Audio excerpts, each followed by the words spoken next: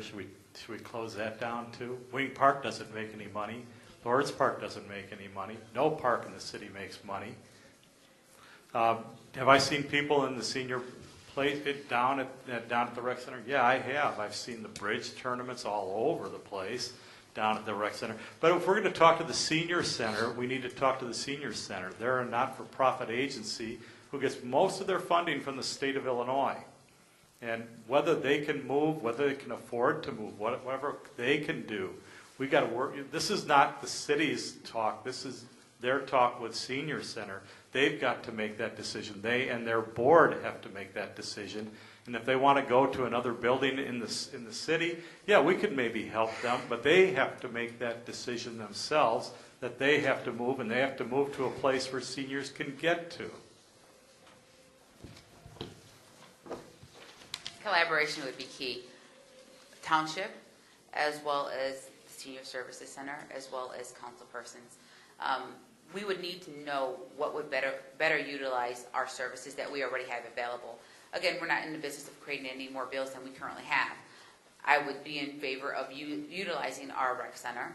Also, just to plug this in, Senator Nolan's office just got funding for non-profit organizations, so I would definitely encourage so that we can have more services available. If the seniors can't get down to the Elgin Recreation Center with profitable funding from Senator Nolan and assistance in filling out the governmental grant, we would be able to go out. I know the biggest issue right now with senior services or seniors that actually attend senior services is that they can't get down there. We need to provide the funding and figure out what location fits best for the seniors that actually are going to attend these locations. Okay, John Walters, we'll start with you. This one, Elgin is currently working on a plan for sustainability.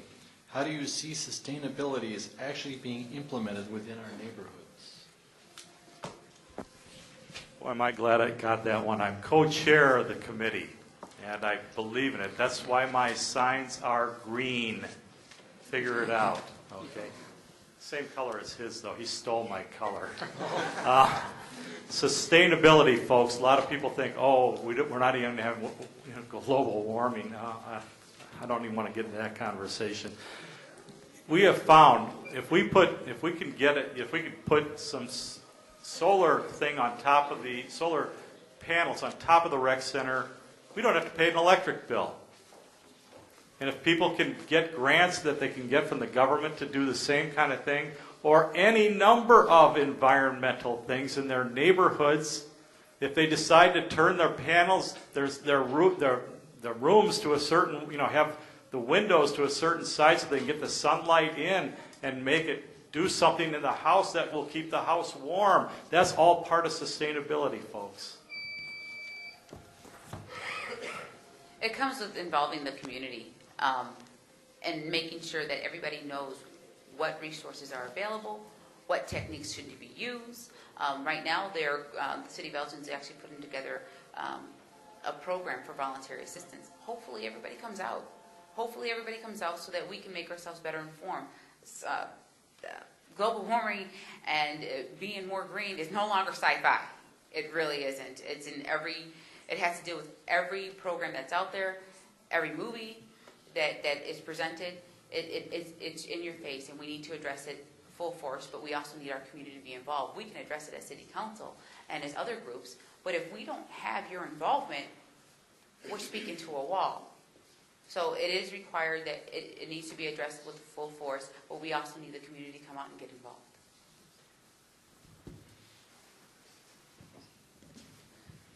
I would look into talking with Dr. Sam and getting the young people involved in this.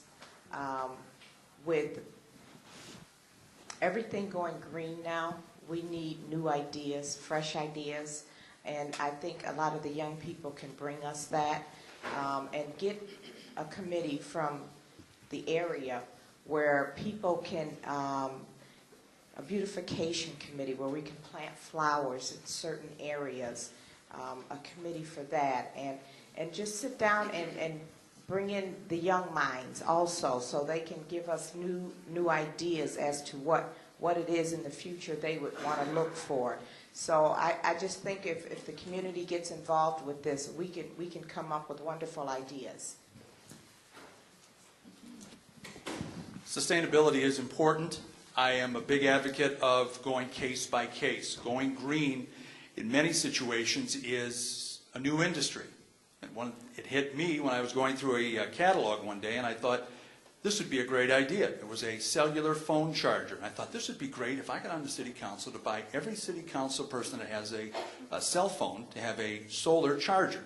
And then I saw the price, $170 each. That's not going to work.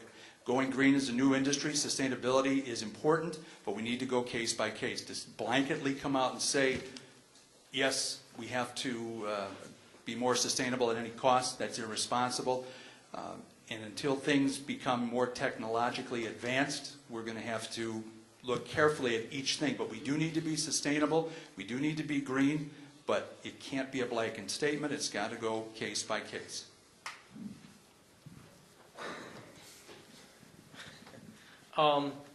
Well, going green is actually not a contest. We are not competing against Carpentersville or against South Elgin to be the most green city.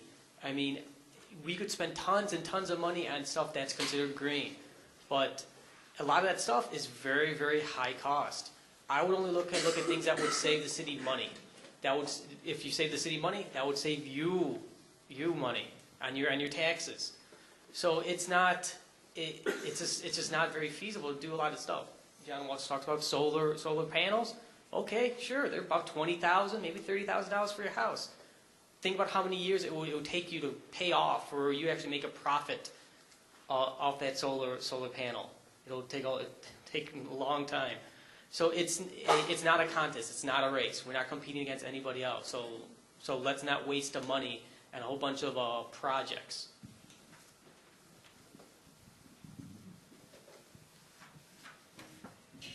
I believe that, excuse me, education and cooperation are important to let everyone find out the many, many ways that are available for people to make their city, their town, their neighborhood, and their own home green and sustainable in a sustainable community.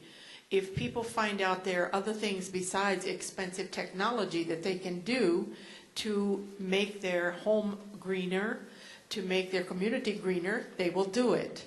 Low-cost things are available.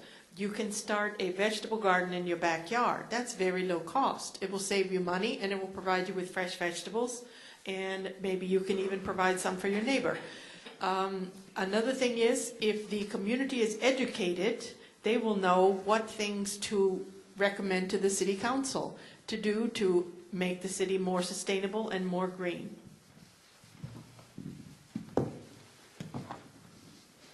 The City of Elgin has set up a committee of nine different committees to look at sustainability. And we're looking for volunteers, so whoever wrote that question, would you please volunteer for one of the committees? So, but yes, we're looking at it. We think it's important. And once we get the committees meeting, they'll bring back a recommendation. Hopefully we can recommend things to the community, because I think it's important to educate the community. But we are on top of that. That's one of our main goals.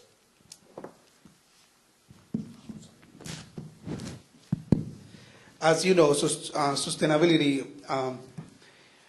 demands using the local resources that we have.